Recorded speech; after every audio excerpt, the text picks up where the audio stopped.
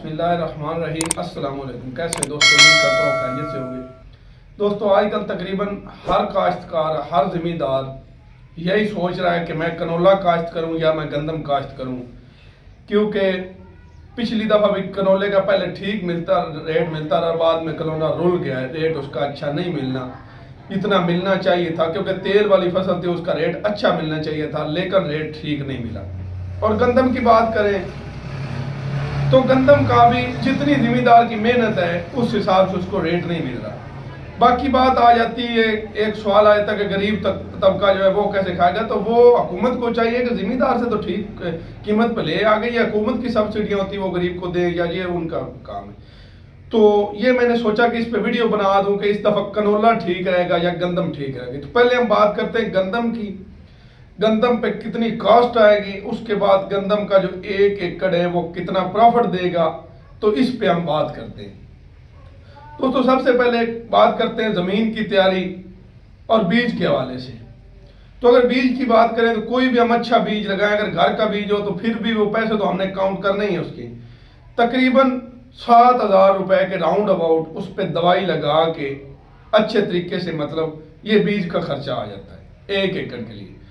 उसके बाद अगर हम जमीन की तैयारी के लिए आए तो लेजर भी उसको करवाना लाजमी है। गंदम को लेजर करवाएं, 3,000 रुपया वो घंटे का ले रहे, 3500 भी कुछ एरिया में चल रहा है, 1.5-2 घंटे वो लग जाता है, जमीन की तैयारी आ जाती है। उसके बाद जी DAP की 1 बोरी उसके लिए लाजमी है, अगर पोटाश आप ना भी डालें। उसके बाद जिंक भी लाजमी है। कुछ भाई जबरदस्त यूरिया बता रहे थे, लेकिन मैं वो रिकमेंड नहीं करता, जिंक आप अलहदा से डालें, अलहदा से इस्तेमाल करें, वो जो जिंक होती है वो कमी को पूरा नहीं करती। उसके बाद जी उसको हमने एक यूरिया भी लगानी, वैसे सिंपल भी, मतलब 2 अगर पानी 2 खादें लगाए तो ये हो गया। उसके बाद तेले की स्प्रे करना पड़ेगी।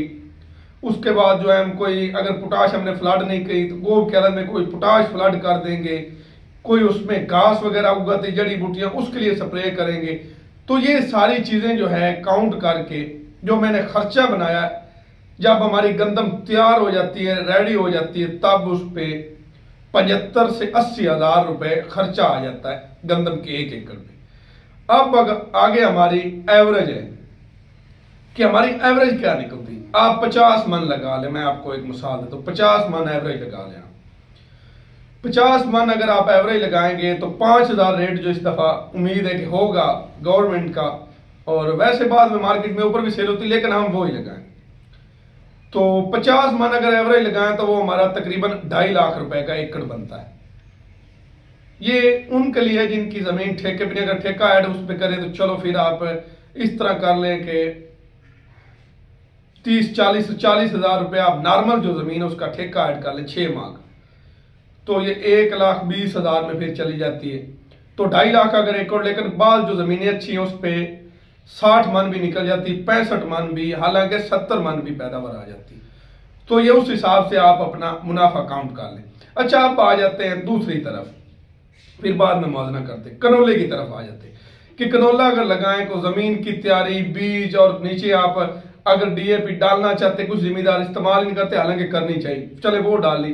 कनोले की जो हाई मैं आपको बता दूं, सबसे ज्यादा जो पैदावार है 30 मन तक आ जाती, जो आउट क्लास पैदावार है, क्योंकि बीज अच्छे नहीं आ रहे।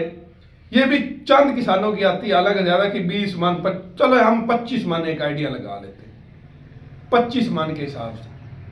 तो खर्चा जो कनोले पे, जमीन की तैयारी, DAP, फिर एक यूरिया भी उसको लगानी पड़ती है, और कोई स्प्रे करनी होगी, उसको कोई बीमारी लग जाती, टोटल जो काउंट करके मेरे हिसाब से 50 से 55 हजार रुपये कनोले में खर्चा आ जाता है।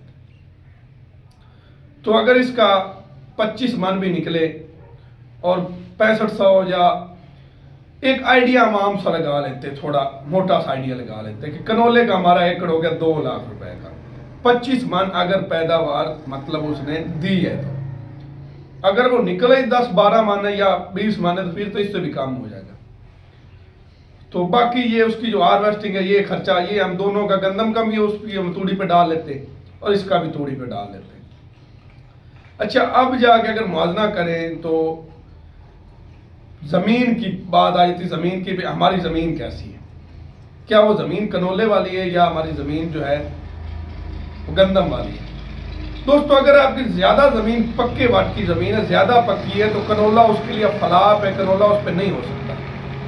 लेकिन अगर आपकी जमीन थोड़ी हल्की है, उस पर कनोले की फसल उग जाती है, गंदम उस पर ठीक नहीं होती, तो फिर आपके लिए ऑप्शन है कि आप कनोला लगाएं।